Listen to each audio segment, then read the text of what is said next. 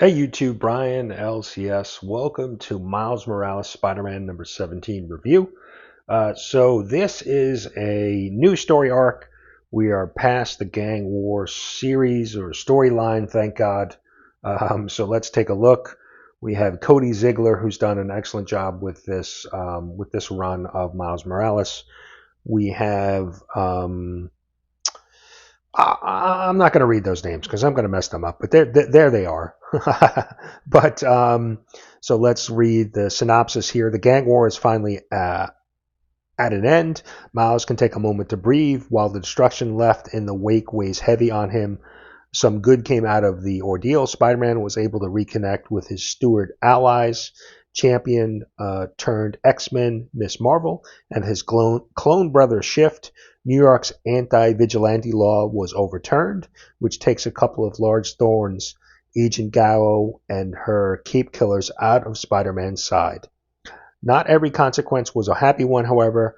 The Technopath rabble reemerged during the fight, supplying multiple sides, including heavy hitters Hobgoblin and Madam Mask with new weapons. In the chaos of the final battle in Central Park, Rabble escaped, but Miles knows it's only a matter of time before she tries to exact her revenge again uh, against him once more. So that's kind of where we are, right?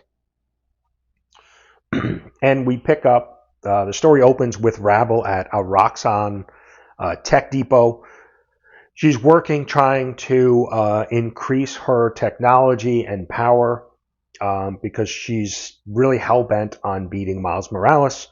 And we see a team of police or soldiers come in, and she basically dispatches them pretty quickly, pretty violently too. We see some blood here, and I don't know if actually any of these. It's really not clear whether that team had died, but she is definitely takes no mercy. And her she's trying to steal some technology, and but still mentions she's out to get Miles Morales. And then we cut to Miles Morales and Miss Marvel, and there's an introduction. I think this is the first appearance of this new character here, Zip Zephyr. Don't know, obviously, first appearance, so really don't know much about him, where he came from, but seems to be a godlike character with the power of the wind. Um, so an interesting character. And we see Miss Marvel, Miles Morales, and Shift, who is a clone of Miles Morales, dealing with this new baddie here, this new villain. And so it takes a little while for them to kind of figure him out, but ultimately they get the best of him and basically leave him for the police to come collect. And so, they're kind of forming this little bit of a team here with Miss Marvel, Miles, and Shift. And then Miles gets a phone call and a reminder that he has therapy. So over the last, before Gang War, he was met with Doc Samson. He's been having some issues with his spider sense, being a little wacky, not being reliable, and just all of the different things that he's been dealing with in his life. So he's been seeking help. Actually, his girlfriend, Starling, had suggested maybe he go talk to somebody. And so then we cut to Luke Cage and Agent Gao. I'm probably pronouncing that wrong, but it's Gao. Gao. I'm not sure. But anyway, Luke is basically talking to her. She has been the lead agent on the Cape Killers, the anti-vigilante, basically targeting superheroes throughout New York City. It was a law that was put in place by Wilson Fisk when he was the mayor.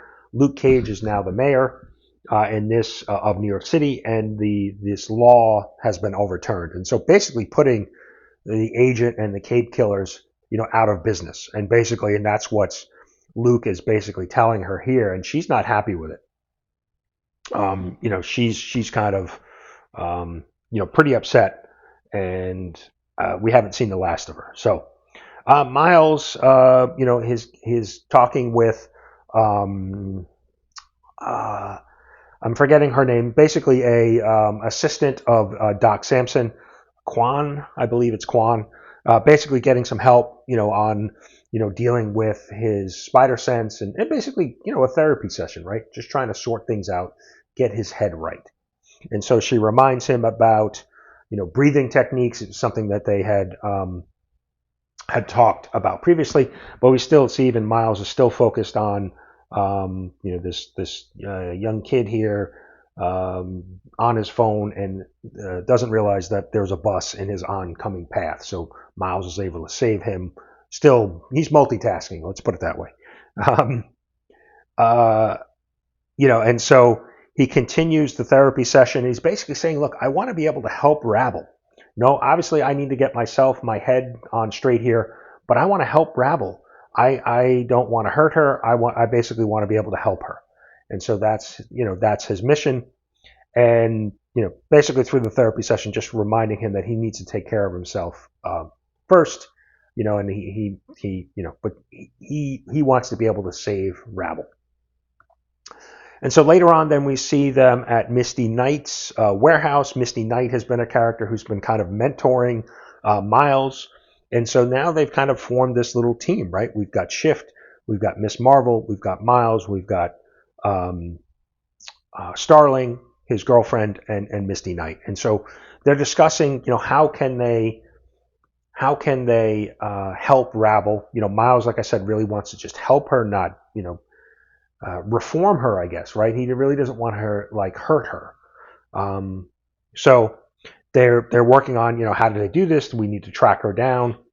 And we basically see, this kind of, half a page here of this team that's being formed now. And then we cut to Agent Gao, who is now out and about somewhere. And then we see one of Rabble's drones. So we kind of, know where this is leading. And we see this big splash page with Rabble and the agent. And she basically says, Rabble wants to know why she's here. And I wanted to see the other side's perspective. So seems like maybe we have a team up going on here. Who knows where this is going to go, but to be continued. So Miles Morales, number 17. Overall, pretty good. Story has been good throughout this run. Cody Ziegler, please. Cody Ziegler's been doing a good job. This is a nice break. After the gang war, we're kind of getting back to the Miles Rabble thing and picking up the storyline with Miles, dealing with some personal things and just trying to get his head on right. So overall, this was pretty solid. Other than the agent, Gao and the Cape Killer thing, that, there really wasn't much here story-wise. We introduced a new character. We see a team formed, but, solid. Enjoyable, solid. Artwork is great. Great cover on this issue as well. We're going to go webhead review system, 5 being the best, 1 being the worst. We're going to go with a 3.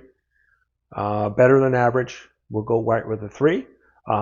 Interested to see where this is going to go. It's continues to be one of the better Spider-Man stories out there. So yeah, let me know down in the comments if you're reading this. What do you think of the storyline? What do you think of the writing, the artwork? Yeah, let me know. Drop me a comment. But I appreciate you watching. Thanks for all of the channel support as well. And we'll see you for issue 18 soon.